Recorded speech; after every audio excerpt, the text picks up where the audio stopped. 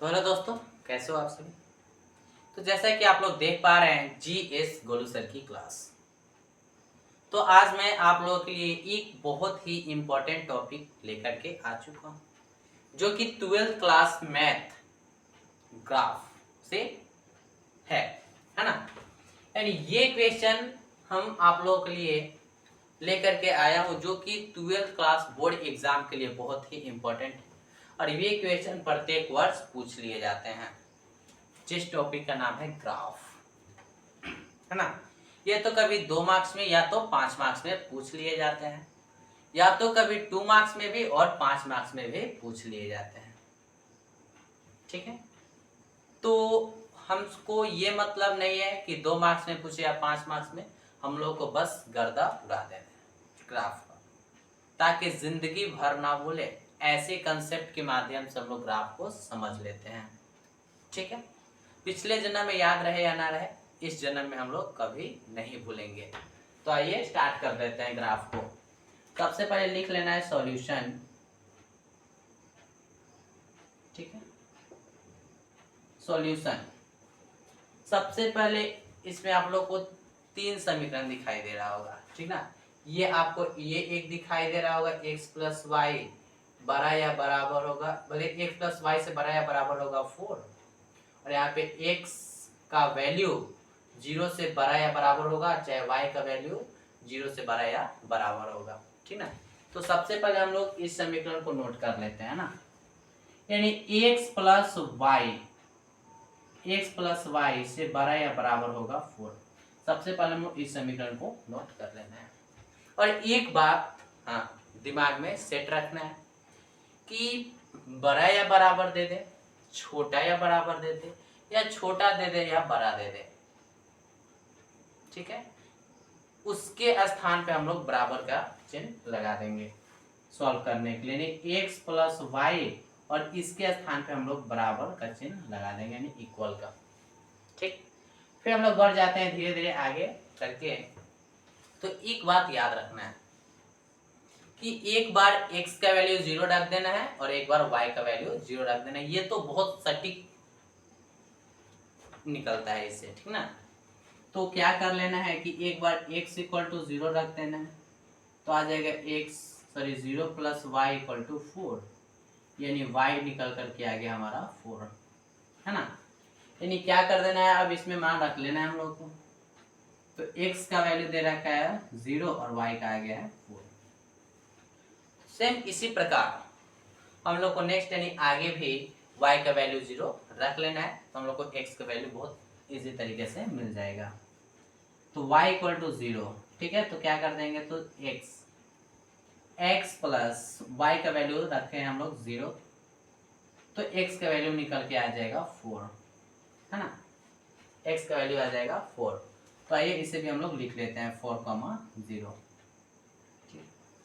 तो यहाँ तक सॉल्व करने के बाद हम लोग को एक ग्राफ का जरूरत पड़ेगा, ठीक है। तो आइए हम लोग ग्राफ खींच लेते हैं, इसको इसके बाद देख लिया जाएगा, है ना। तो आइए हम लोग सबसे पहले एक ग्राफ खींच लेते हैं।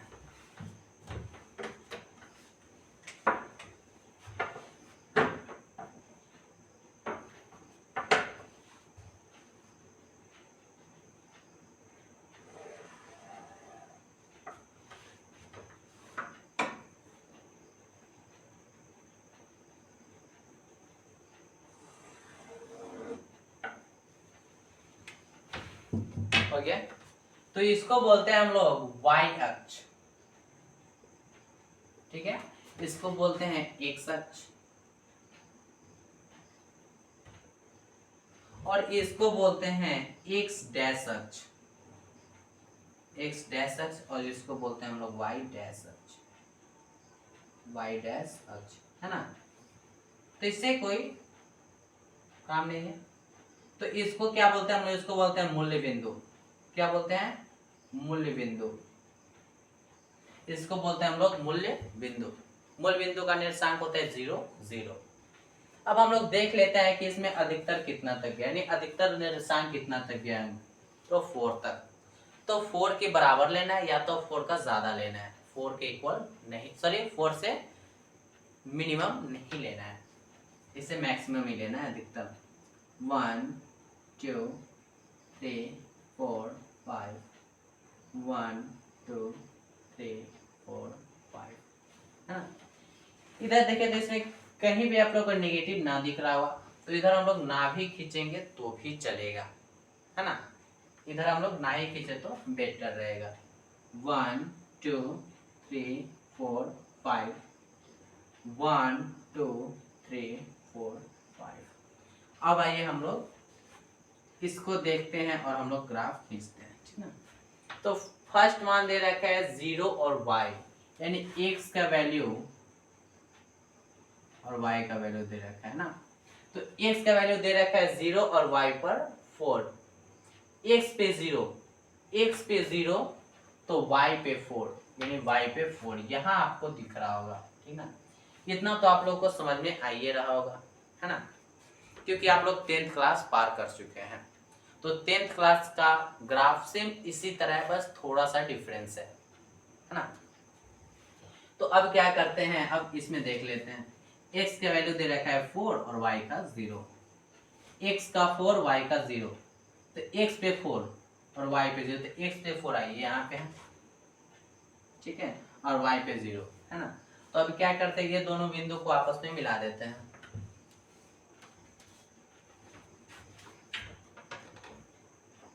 तो ये बिंदु को जब आपस में मिलाएंगे तब क्या होगा, कुछ नहीं। अब क्या करेंगे, इस तरह का हम लोग समीकरण दे देते हैं, x plus Y equal to 4, x equal to Y equal to 4। अब हम लोग को देखना है कि ग्राफ किस साइड बनेगा, ठीक है, यानी कि नीचे खींचाएगा या ऊपर जाएगा, नीचे या ऊपर जाएगा, ये हम लोग को दिमाग में सेट कर लेना है।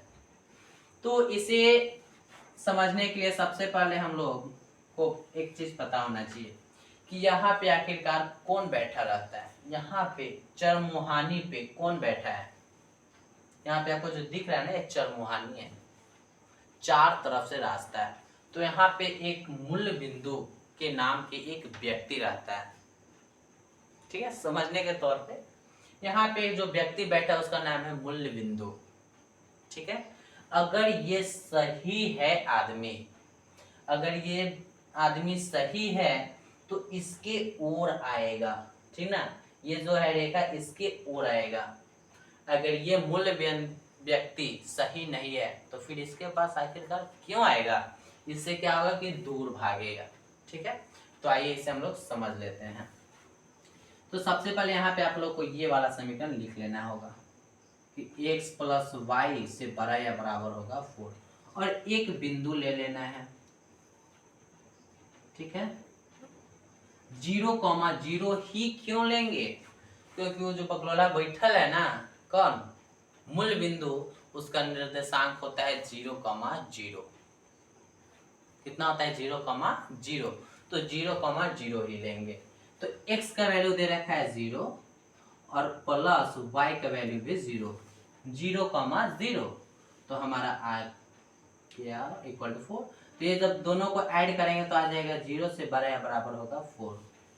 तो इसको देखना है कि ये सही है या गलत, ये जो हम लोग को आया ये सही है या गलत, इसको जांचना होगा।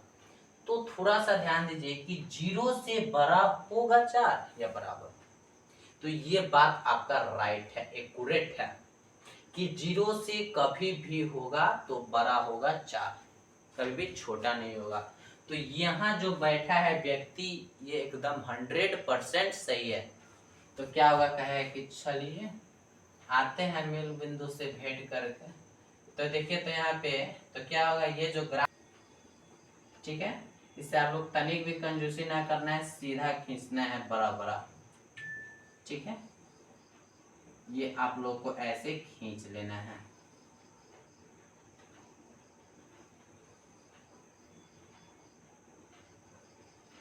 ठीक है, ये हमारा हो गया, ये हमारा बन गया इसका, इस समीकरण का, ठीक है। अब हम लोग आते हैं इस दोनों पे, ठीक ना, ये दोनों का आखिरकार ग्राफ कैसे बनेगा।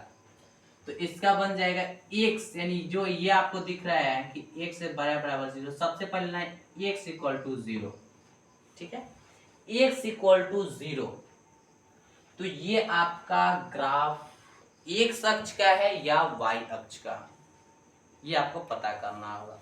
तो याद रखना है कि x बराबर 0 आता है तो ये y अक्ष का समीकरण है, y अक्ष का समीकरण, ठीक है। x इक्वल टू 0 आएगा तो y अक्ष का समीकरण, और y इक्वल टू 0 आएगा तो x अक्ष का समीकरण, ठीक है।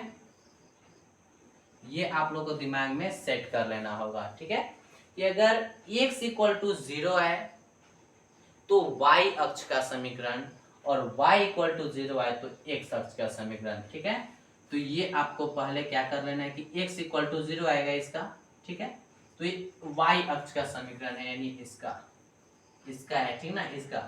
तो अब बोल रहा है कि 0 से x का वैल्यू ज्यादा होगा, 0 से ज्यादा, तो देखिए तो इस तरफ जाएंगे, यानी 1 2 3 4, यानी दाहिने तरफ जाएंगे तो हमारा क्या आएगा, x का वैल्यू 0 से बड़ा आएगा, ठीक ना। तो यहां से हम लोग ऐसे खींच लेते हैं,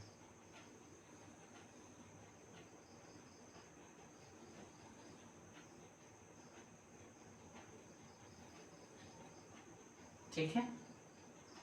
थोड़ा वक्त लगेगा बट बहुत सटीक होगा,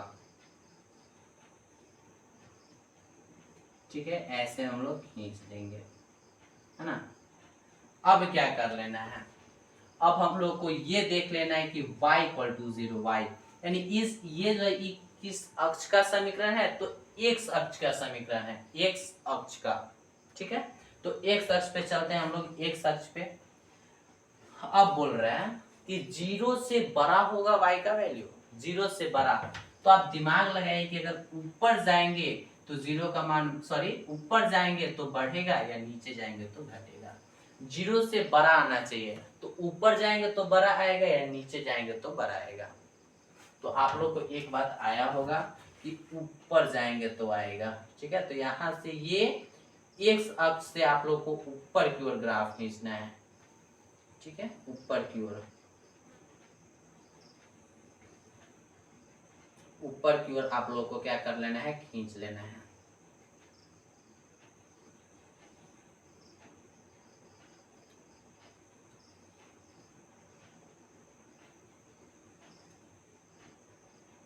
ठीक है। आइए हम लोग को बनकर तैयार हो गया, ठीक है। अब इसको रफ कर देना है, ठीक है। अब हम लोग को देख लेना है कि कहां पे सब रेखाएं, सब ग्राफ कहां पे मैच कर रहे हैं, सब ग्राफ कहां पे मिल रहा है एक, तो ये जो आप लोग को दिख रहा होगा, ये यहाँ पे सभी ग्राफ का सम्मेलन हो रहा है, यहाँ पे देख लीजिए ध्यान से। तो इसे आप लोग को डार्क कर देना है, ठीक है, इसे हम लोग क्या करेंगे, थोड़ा डार्क कर देंगे, इसे हम लोग अच्छी तरह से डार्क कर लेंगे पेंसिल से, ठीक है, ताकि पता चले कि यहाँ पे सब रेखाएं आकर मिल रही है, ठीक है। इसे हम लोग डार्क कर लेते हैं, ठीक है। तो ये आपको डार्क दिख रहा होगा इतना दूर, ठीक है। अब क्या करेंगे, तो अब हम लोग जान लेते हैं इसका निर्देशांक कितना कितना दे रखा है, ठीक है। यानी आपका इसको ले लेंगे a, और a यानी इसका निर्देशांक आखिरकार कितना होगा यहाँ का, तो x पे 0 और y पे 4, ठीक है, x पे 0 और y पे 4, यहाँ का निर्देशांक कितना आएगा, यहाँ कर इसको मान लेते हैं b, इसका निर्देशांक आएगा 4,0, क्योंकि x अक्ष पे 4 और y अक्ष पे 0, यहाँ का तो आप लोग जानते ही होंगे, ठीक है। यहाँ का हो जाएगा 0, आपका हो जाएगा 0,0, ठीक है। अब हम लोग क्या कर लेते हैं, तो अब हम लोग इसको सॉल्व कर लेते हैं, यानी ये हमारा ग्राफ बन के तैयार हो गया अच्छी तरह से, ठीक है।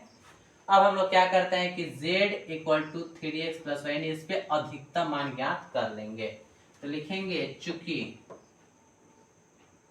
z equal to 3x plus 4y, ठीक है, अब इसमें हम लोग ये मान आप लोग को बारी बारी से रख करके चेक कर लेना है कि किस बिंदु पे अधिकतम मान आ रहा है। तो यहाँ पे रखेंगे सबसे पहले ए कितना दे रखा है, ए का निर्देशांक 0,4, 0,4।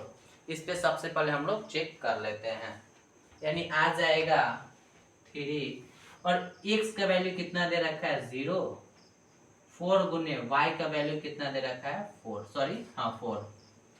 तो ये आ जाएगा, कितना आ जाएगा, 0 में 3 से मल्टीप्लाई करेंगे तो 0 और प्लस 4 में 4 से करेंगे तो 16। ये हमारा आ गया निकल के 16। कितना आ गया 16। अब हम लोग बढ़ जाते हैं फिर बिंदु बी की ओर। बी का निर्देशांक कितना दे रखा है 4,0, ठीक ना। तो कितना आ जाएगा 3 और x का वैल्यू दे रखा है 4 प्लस 4 और y का वैल्यू दे रखा है 0। तो 4 × 3 = 12 और प्लस 4 में 0 से जब मल्टीप्लाई करेंगे तो 0 आ जाएगा। अब 12 और 0 को ऐड करेंगे तो हमारा आ जाएगा 12। अब रहा बात एक इसका चेक करने का, ठीक है, यानी 0 से 0,0 मूल बिंदु का। तो आ जाएगा 3,0 और प्लस 4,0, तो 4 गुने 0, तो आ जाएगा इसका 0 + 0 = 0, है ना। तो हमको बोल रखा है कि अधिकतम मान ज्ञात कीजिए, अधिकतम यानी मैक्सिमम, है ना, मैक्सिमम। तो आप लिखेंगे अतः अधिकतम